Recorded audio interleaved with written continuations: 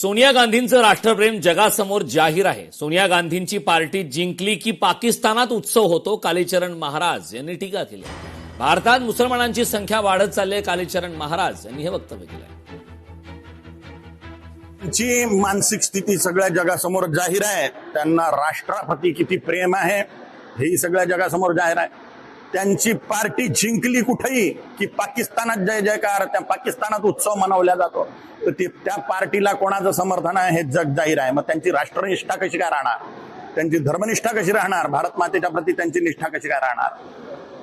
जनता समजदार झालेली आहे आणि ह्या सगळ्या त्यांच्या कर्मातून दिसून राहिलं त्यांना भारताबद्दल प्रेम आहे की पाकिस्तानबद्दल.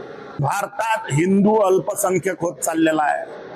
हिंदूंची लोकसंख्या भारतात 94 करोड आहे, मुसलमान 56 करोड झालेले आहेत. आणि मुसलमानांचा लेकरं पैदा करण्याचा ऍव्हरेज 2/10 आहे.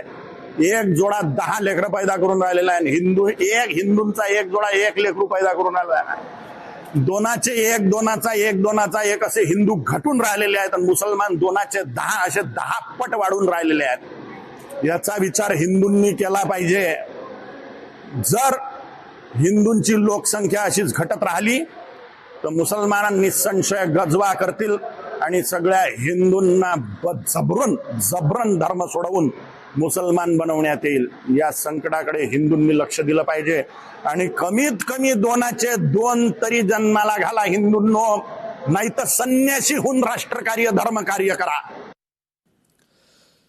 पृथ्वीराज चव्हाण यांनी गोपीनाथ मुंडेंच्या नावाने राजकारण करतायत. भाजप प्रवक्ते राम कुलकर्णी यांनी आता टीका केली आहे. पृथ्वीराज चव्हाण हे गोपीनाथ मुंडेंच्या नावाने राजकारण करतायत अशी टीका आता भाजप प्रवक्ते राम कुलकर्णी यांनी केली.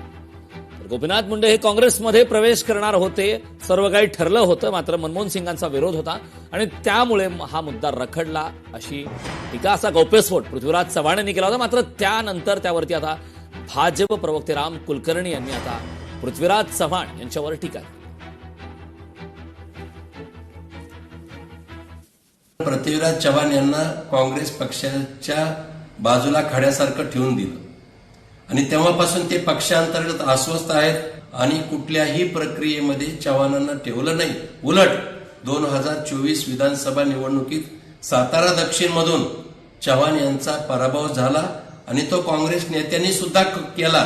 तिथं भाजपाचे उमेदवार अतुल बाबा भोसले निवडून आले. मला सांगायचं हेच आहे की आता स्वतःचा चेहरा बनवण्यासाठी, राहुल गांधींना परत आपला चेहरा दाखवण्यासाठी अशा प्रकारच्या कुरापती करत ते भाजप नेत्याच्या मृत्यूनंतर राजकारण करत आहेत हे नक्कीच. लोकशाही मराठी ऐका, पहा, जागरूक रहा.